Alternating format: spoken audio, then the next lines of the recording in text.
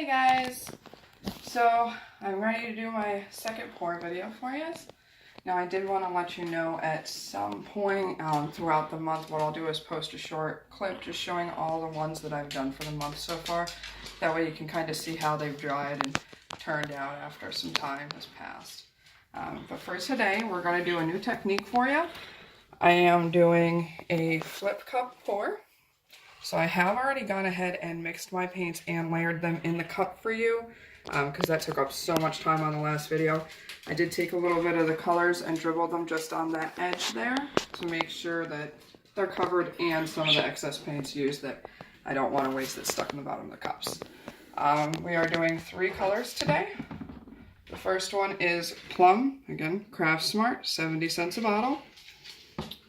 The next one is Aqua, also in Craft Smart, same price.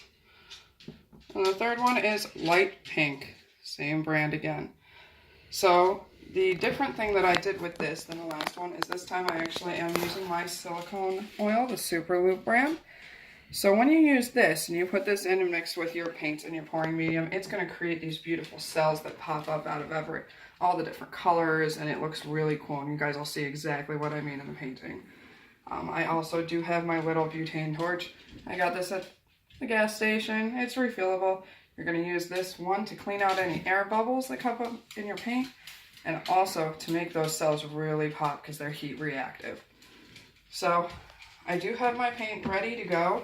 It has sat for a couple moments. I don't know if you guys look down in this cup, you can actually see a couple little cells that are popping up in the sides, a little pink coming through. So you're going to see that on the canvas. It's going to look really cool. So we're going to go ahead and get this ready. Now with the flip cup, honestly the easiest way to do it is hold up the canvas and you're going to take it and put it upside down on top of that cup. And you can put it wherever you want. I tend to go with the middle. So we're going to go ahead. We're going to hold it just like this. And make sure you have it steady so you don't have paint fly everywhere. You're literally just going to go ahead and flip. And set it right back down. Now as you can see, all that paint's starting to come down the sides of the cup, and you let it sit there for a minute just so all that paint can kind of pool a little. And actually it looks really cool in the cup, those different colors, those stripes coming through, so that looks really cool. We're probably not going to have a lot of stripes on this one because I'm more going for the cells this time. Alright, so after it's sit for a minute and most of the paint has dripped down, you can go ahead, you can tap on this a little bit and make sure most of it has dripped. Alright, and you're going to go ahead and you're just going to slide it around a little bit to get a little coverage going, and then pick it up. And right off the bat, you guys can see all those cells coming through. All those beautiful looking pops of color. Now I'm going to take this cup, I'm going to set it down over here because I want some of that excess paint to just kind of hang out. But here we're going to go ahead, we're going to get those cells to really pop up by using the torch. You're just going to go over it lightly, so you don't want to scorch your paint. But this will make those cells really come up and get even bigger. And I'll do the torch again after I've tilted it to get any air bubbles out. Now that I've gone ahead and torched it, next step, the messy one of course, we're going to go ahead and we're going to start tilting. So you can see most of it's pooled here. A lot of it has come over to this edge, so I'm probably going to go that direction first. That's the easiest spot to cover at this point. I'll go ahead and just tilt.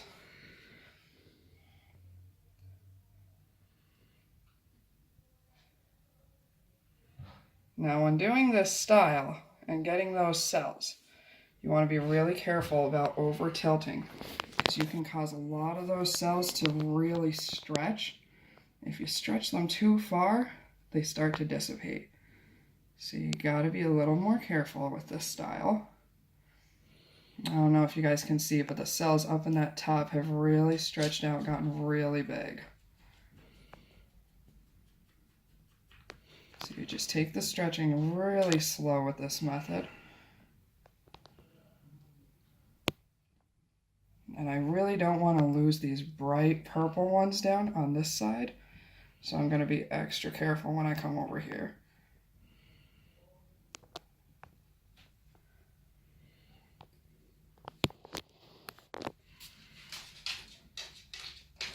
And I don't want to lose too much of the cells, so I'm trying to be really gentle with this. And already I'm tilting it back the other direction. And if you have certain cells you want to try and retain, always bring it back to the center before you go in another direction. That way the cells start to stretch back that way. And it helps you retain them a little. Now this method does take a little more practice, and there's a lot more ways of the paint kind of disobeying what you want to try and do. But at the same time, it's one of the coolest looking ones when they turn out.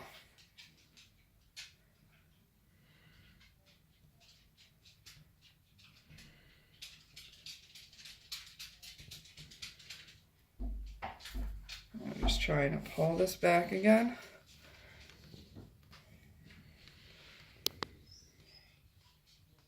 And it looks like I did lose a lot of those purple ones that I wanted to keep, but that's all right. It happens. And I'll go in again with my popsicle stick and kind of clean it up towards the end as well, like I did on the last video.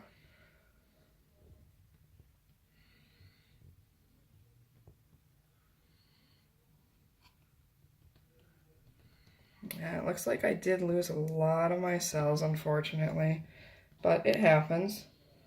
But who knows what'll happen once I go over with the torch again and let it dry out. Could turn out pretty cool.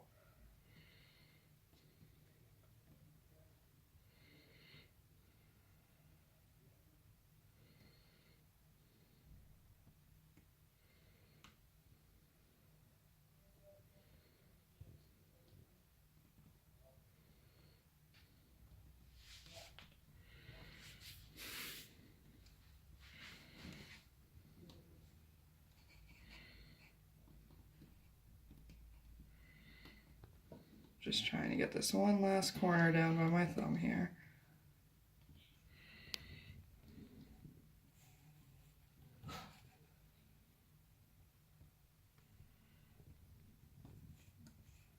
Alright, one more time back towards the center so we don't lose that last of that purple.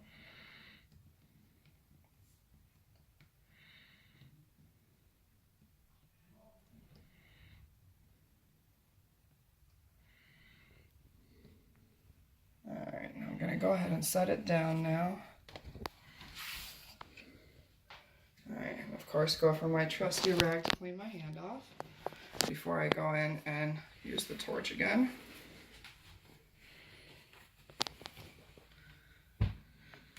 Actually, I'll do the torch after I clean it up with the popsicle stick.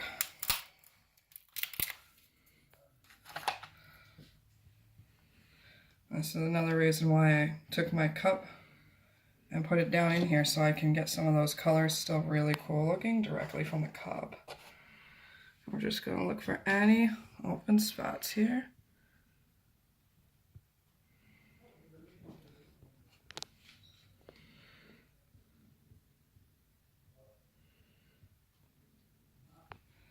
I am going to spin this so I can check the other side.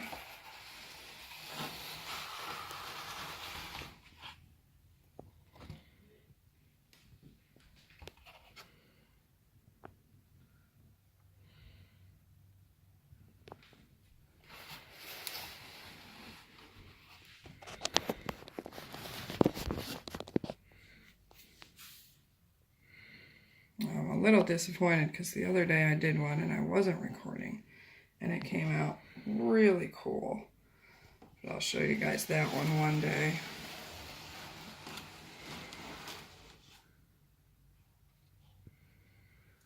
It looks like a lot of these colors got kind of muddy together. Maybe it was just my color choice.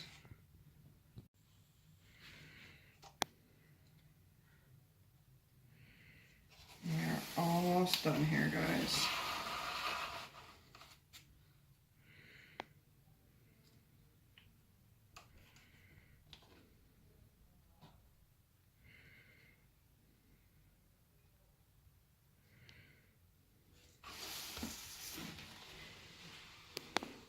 Alright, so all my corners are covered. I do see a couple spots where I've got a little white coming through on the canvas, where I'm just going to take the popsicle stick and cover them. It's interesting because that light pink in some areas almost looks white. And I'm thinking to myself, man, I didn't use white, and I'm thinking that there's canvas showing through. It's not. It's that really light pink color. Alright, so now that all my corners are covered and everything's looking good, I am going to go in with my torch one more time and see if I can get any more cells to come up and get any air bubbles out.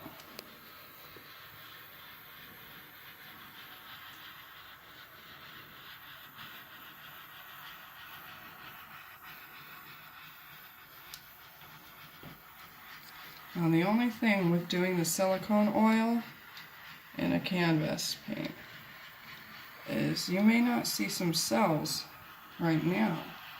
But say 10-20 minutes from now, it could change and you could have some cells popping up. So you never know exactly what you'll get with these. I think that's pretty good. I do see some cell action starting to happen right over here. You can see the couple bubbles coming through. So we'll have to see what happens. Well, I do really like this kind of effect right here. It's reminding me a little bit of a galaxy. And I like the darker colors here. So we'll see what happens. Well, thank you guys for watching. See you next time.